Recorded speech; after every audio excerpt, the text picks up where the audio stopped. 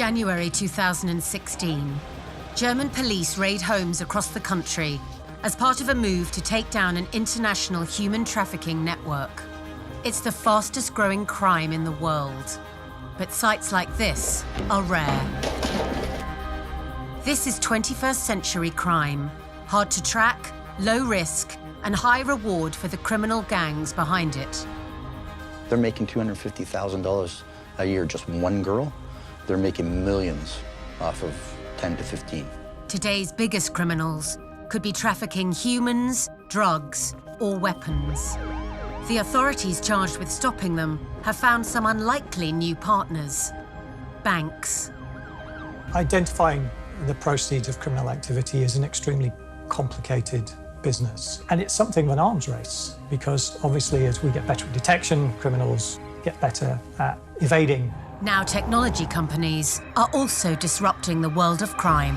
What this technology does is allow someone to truly follow the money.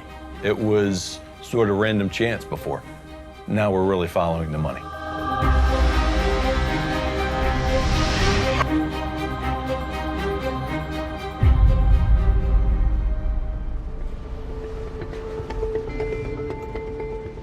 Canada has a huge problem with human trafficking. A crime which comes in many forms, but always coercing, moving, and exploiting its victims for financial gain.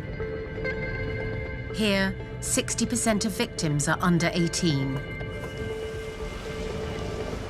Tamir was trafficked from Hungary to Canada, aged 21. She understands the mindset of the traffickers, who often go undetected within familiar surroundings, such as shopping malls. Usually malls are a pretty popular place for young girls to hang out. This is where they come during lunchtime, after school. But unfortunately, the traffickers also know where they hang out, so traffickers come here as well. A trafficker will spend a week or two watching girls before he targets the most vulnerable one, paying her attention and making her feel special. You don't need a lot of time to make a teenager girl fall in love with you. Normally, it takes less than 2 weeks for the girl to be taken away from her family and loved ones and being trafficked. The traffickers move the girls out of state, then the real manipulation begins. He gets her on drugs, and he invites his friends over, and they come into the room, and normally this is what they do, it's a formula. And she would look at him and say, "What do you want me to do with your friends?" And he's like, "Well, please me." And she's confused, but she wants to please him. So she starts doing things with his friends. It's all part of the trafficker's plan to trap the girl, and he films it. So the next morning, she may feel remorse and say, "I don't understand what's going on, I just want to go home." And he may say, "You want to go home? Why don't I put this on your Instagram or Facebook, show everybody what kind of a whore you are?" And she would be like, "No, please don't, what do you want me to do?"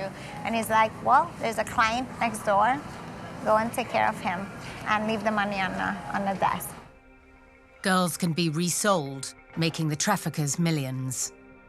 To the traffickers, they're commodities, and Tamir knows firsthand the extent the criminals will go to hold on to them.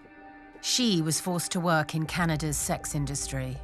One of the stories they always told us, if we leave, they'll take out the baseball bat that already have blood stains from other girls, and they will hit us in the back of our head, and then the back and the legs, and then we'll collapse, and they'll beat us till we are black and blue, and they will put our body in a black garbage bag, and then they put our body in a Lake Ontario, and they will take our passport and send it back with another girl, and no one will ever know what happened to us.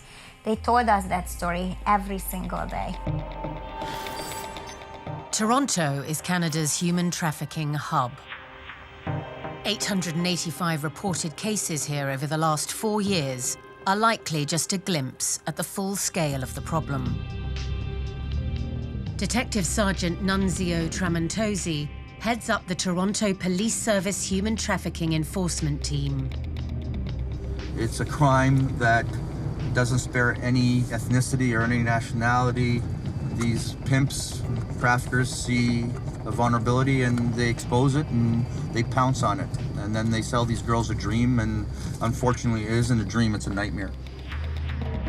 Like many 21st century crimes, it's hidden from sight, within communities and away from the streets, which makes it one of the hardest crimes to fight, because the girls are scattered throughout the city. They don't stay in one place very long. They will have a female victim and stay 2 or 3 days, do their business, put up their ads, and then leave. The only way police can find the girls is trawling through online ads. It's evolved with technology. Everything's hidden behind a computer now. That has enabled the pimps to be anonymous. In this one, it says Daddy's Little. A lot of victims call their traffickers Daddy. What my officer's gonna do is gonna try to make a date with her and see if we can communicate with her. She said, hey, babe, yes, I'm available. And it's $200 an hour, babe. I'll ask her what time. Undercover officers spend thousands of man-hours conversing with and texting with girls. But even if they find them, the girls are often too afraid to testify against their traffickers. Having escaped her captors, Tamia set up a safe house for trafficked girls and became an activist. In 6 years, she saw 500 court cases lead to only 18 convictions. But everything changed after she was invited to look at the bank statements of a trafficked girl. I looked at the transactions and the details, and I said to myself, good Lord, this could have helped in so many investigations. That's black and white evidence right there that the victim is making the money, but she's not spending it on herself. Tamia saw thousands of dollars deposited into the girl's account, and every few days the amount was transferred to the trafficker. Realizing that the way to find the criminals was to follow the money, Tamia decided to follow the money men. She stood up at a national conference for bankers and shared her life story. I need your help. Like, can anybody promise me that now that you heard my story and now you know how powerful can you be, can you just promise me that you're gonna join us in this fight? It's all Canadian bankers. So one hand goes up at the front, and this man gets up and he says very quietly, my boss doesn't know this yet, but sign me up. That man was Peter Warwick, Director of Anti-Money Laundering Risk Intelligence at the Bank of Montreal. It was a wake-up call to me. I mean, we're in the heart of the financial district. We're in the middle of the 5 major banks in Canada that control the bulk of the finances in Canada and the bulk of the transactions that are occurring through bank accounts and things like that. You know, the amount of information any bank holds is incredible. Within a month, Peter had Canada's top 5 banks and the financial regulator on board, and Project Protect was launched.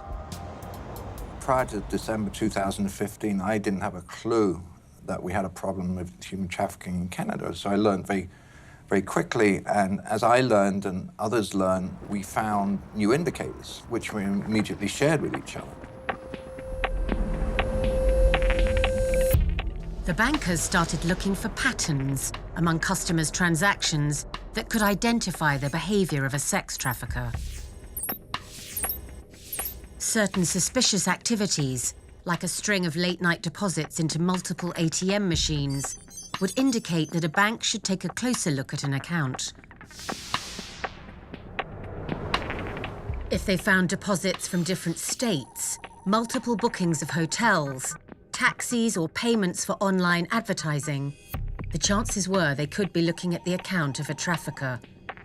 And then they would share the data with law enforcement. In 2017, this approach helped the police to crack an international trafficking ring, leading to the rescue of 9 Portuguese girls and the arrest of 2 traffickers involved in funneling over $3 million to Europe. In just 12 months, reports on human trafficking from Canada's banks to the police increased by 350%.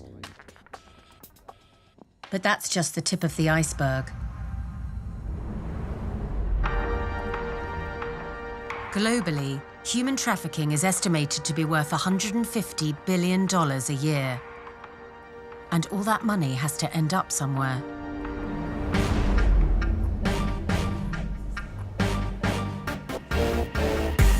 These are some of the ill-gotten gains from a web of criminal activity that takes in the trafficking of humans, weapons, and illegal drugs. We've seen some weird and wonderful assets, things like gold bars, which were £250,000 each, nearly £2.5 million worth of gold bullion. Things like the 550-ton cargo vessels, the luxury yachts, the motor cruisers that are filled and lined with cocaine. We're selling a yacht next week that was used in a very tragic case to smuggle illegal immigrants into the country.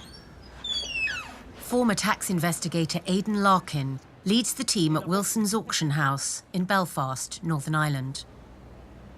Today, they're selling off over £250,000 worth of property from convicted criminals. Proceeds from auctions like this are returned to the public purse to fund law enforcement and to compensate victims. Aidan's team works with police forces across the EU, often helping seize the assets of the criminals who've been caught trying to clean up their dirty money. The star of the show, the 911 GTS, should fetch anywhere in the region of £80,000.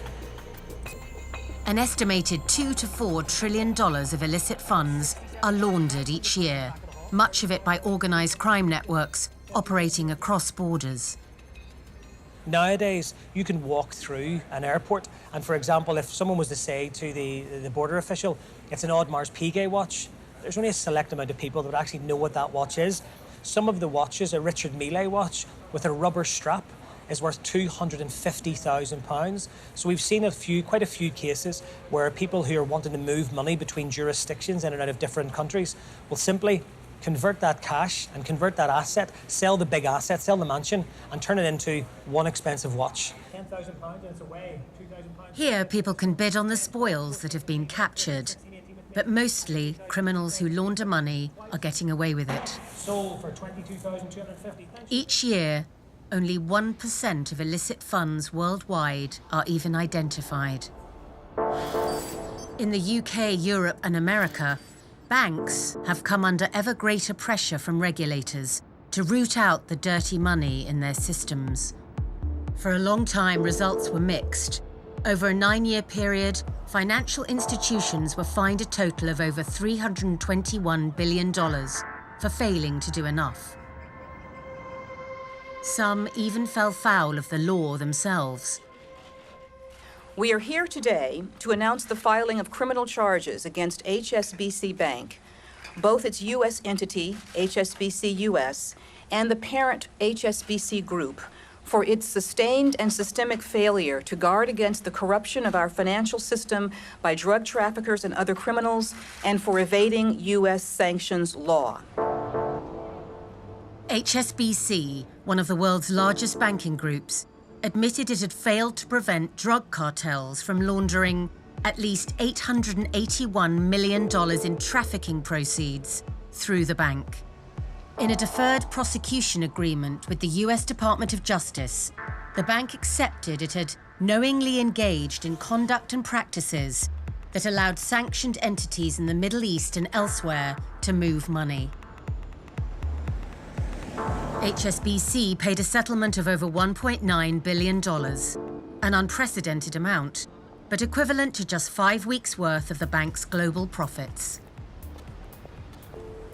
The public perception of banks has obviously not been great over the last few years, and HSBC as a firm particularly understands the consequences of falling short when it comes to financial crime risk management. I hope the work we're doing can challenge that perception because we're working continuously with law enforcement to tackle issues like human trafficking. Identifying the proceeds of criminal activity is an extremely complicated business. Sophisticated criminals, so ones who are involved in large-scale human trafficking and other criminal activity, they've developed their techniques over many years. And we have to try and identify that.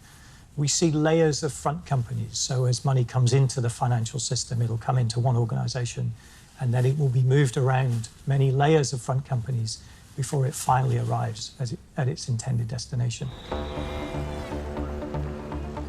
Every day, 1.2 billion transactions take place in the global financial system. Faced with the prospect of more big fines, banks have increasingly erred on the side of caution by flagging any transactions that look vaguely suspicious. We as an institution would always err on the side of reporting rather than not reporting. And of course, that brings with it challenges as well as benefits. Too much information can be as challenging as not enough. Britain's National Crime Agency receives over 400,000 reports of suspicious financial activity every year, 80% of which are from banks. The agency's Economic Crimes Command has the unenviable task of identifying the actual criminals' money flowing through the financial system. It is very much looking for a needle in a haystack. And not only are we looking for a needle in a haystack, we're looking for that in a globalised world where organised crime has become more sophisticated, where communications have become more sophisticated, and where the financial services provided have become ever more sophisticated. A more sophisticated problem has demanded a more sophisticated response. In 2015, British law enforcement and banks came together to form the Joint Money Laundering Intelligence Task Force. There was a step change at the top of the banks with the CEOs and their boards in recognising that they were willing to and wanted to work closely with law enforcement.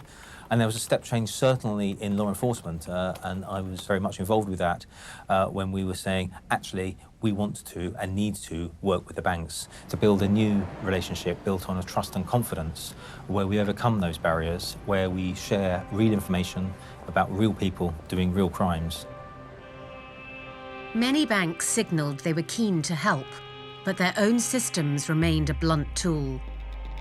Around 90% of banks' alerts of suspicious activity were actually entirely innocent. Far from finding criminals, they were more often blocking legitimate customers. But a new generation of financial technology, or Fintech companies, are emerging, intent on providing a solution. David McLaughlin heads one of them. Doing anything that I could do to help make it harder for criminals to move their money around the world was something that was important to me. In an unassuming suburban office, Quantiverse has developed machine learning technology that is already being used by some of the world's biggest banks. What this technology does is allow someone to truly follow the money. It was sort of random chance before. Now we're really following the money.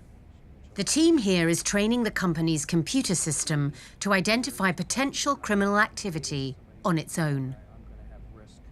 Every day it is finding new ways that criminals are changing their behavior, and every day it's identifying those and learning from those to be able to catch it when it happens again the next day.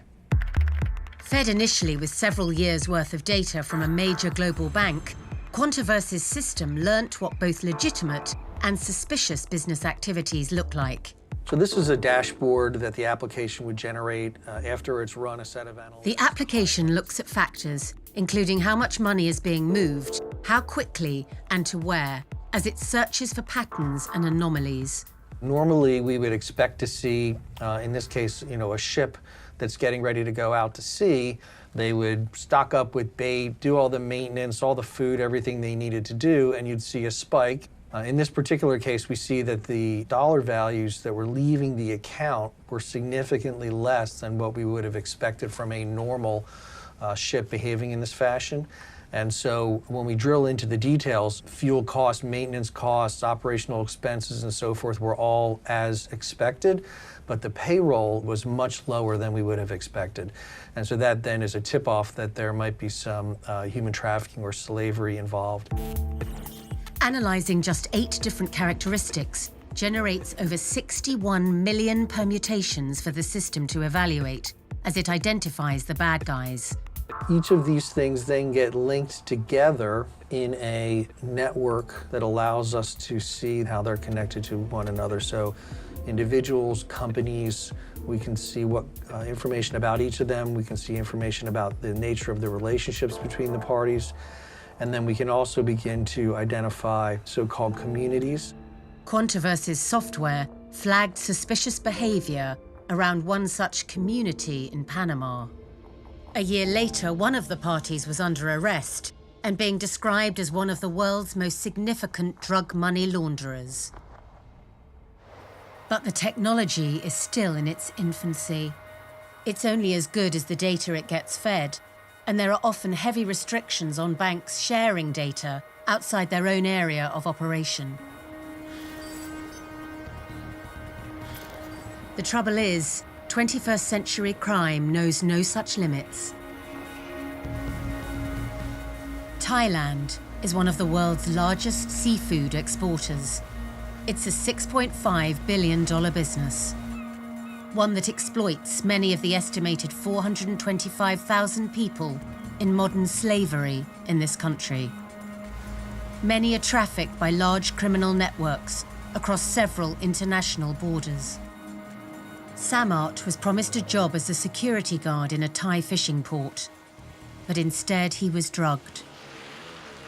เขาก็หมายถึงว่าตื่นมาอีกทีนึงก็คืออยู่บนเรือใหญ่มากๆเป็นเรือลากที่อยู่บนที่ว่าอยู่เขาบอกว่าตรงนั้นอยู่สิงคโปร์ตอนนี้ผมก็เลยแล้วก็ไปถามคนในเรือเขาบอกว่าตอนนี้เรือลำนี้กำลังจะไปประเทศอินโดนีเซียเพื่อไปลากปลา Samart had been trafficked. He would be trapped on the boat, effectively enslaved for the next 8 years. สภาพแล้วก็การทำงานก็เริ่มตั้งแต่ตี 3 ตี 4กว่าจะเลิกก็ตี 1ถ้าเราไม่ทำเราก็ถูกทำร้ายเราก็ถูกตีไม่สบายเป็นไข้เป็นแผลเป็นอะไรทั้งๆเราก็ต้องออกมาทำงานเราต้องออกมาทำงานก็อยู่ตามอัตคัดคือว่าที่พักคนมันจะน้อยกว่าที่เก็บปลามากกว่า Samart was ultimately able to take his captors to court, but most survivors can't. The criminals are left to continue their activity elsewhere in Thailand. Of the estimated 16 million forced labour victims worldwide, only 1,038 cases were prosecuted in 2016. Disrupting criminal activity on this scale depends on knowing exactly where to look for evidence and finding a way to get the data to the banks and their fintech partners. That's where this woman comes in. Archana Katecha, a Hong Kong-based lawyer, is on her way to meet local contacts with first-hand information about trafficking in Thailand. She works for Liberty Asia, an NGO dedicated to bridging the crucial gap between what the locals know and the bank's computer systems are missing. It's so potent to have the eyes and ears on the ground and to be able to take that information from the front line and to share it with people who are on the front desk millions of miles away making decisions that are so critical to this business. Liberty Asia has built a network of contacts in 32 NGOs across Southeast Asia to find and share information. This morning, Archana is meeting a man who could be an important addition to that network. Sompong Sageo heads up a workers' rights group that's become the first port of call for trafficked fishermen. What percentage of victims you've worked with have actually been able to take their case forward? And how many of those have resulted in success for the victims?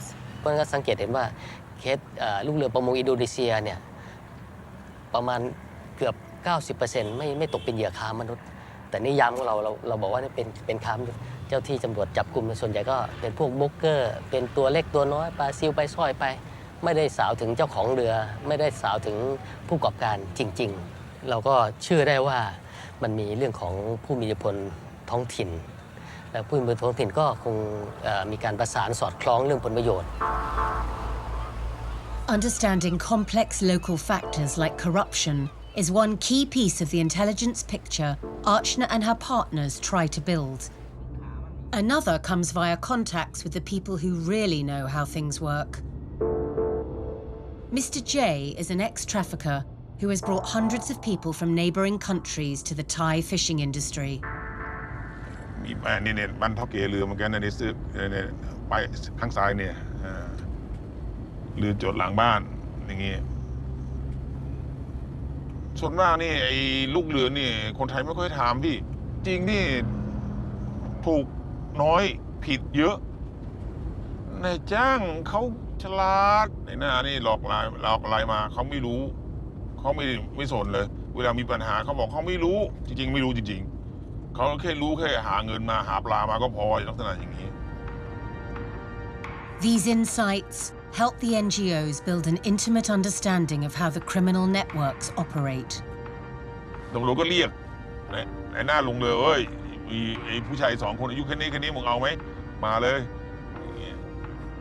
ก็ฝากไปคิวมอเตอร์ไซค์คิวข้างหน้าโรงพักไอ้คิวพวกคิวนี่รู้ก็ไปให้เรือท่าเรือเอาเงินค่าติ๊บตับเนี่ย 2,000 3,000 4,000 อย่างเงี้ยตรงยาวเลยพี่ As the picture on the ground becomes clearer, the NGOs flag up local court cases so that Liberty Asia can gather hard data, the names of the arrested and prosecuted. It then makes them accessible to over 9,000 banks globally and to key technology partners like Quantiverse. So this is an email that we received from Liberty Asia. They send us information about bad guys that they've found. And so those names of those individuals are now in our database. And so anytime there's a transaction in the future, anytime we see a transaction, regardless of where it comes from, we're scanning against the database that we've been collecting of people. And so those 3 people are in there now forever and immutable. If they ever do some transaction through some financial services organization, we're going to know it. If it's a client of ours. And we're going to see them and we're going to understand that those people are engaged in human trafficking. Back in Bangkok, Archana is reviewing Liberty Asia's latest detailed analysis of human trafficking networks to take directly to the banks. Where we see all of this information cascading into is a place where banks are saying, you know, we now understand what this looks like on the ground. So now we're in a more informed position to make decisions about accounts and to be able to collaborate with law enforcement on investigations. Technological innovation is driving these new partnerships, but it's also helping many of the groups they're targeting. Across the world, criminals themselves are constantly exploring the latest tools, like cryptocurrencies, that will help them keep their money online and off the grid. It's a technological arms race between them and the men and women on their tail. It is that cat and mouse game, you know. It's very important for the banks, the police to adapt to new and evolving technology. Because if we don't adapt to that technology, we're going to be left behind. And traffickers are going to be able to do their work without any consequence.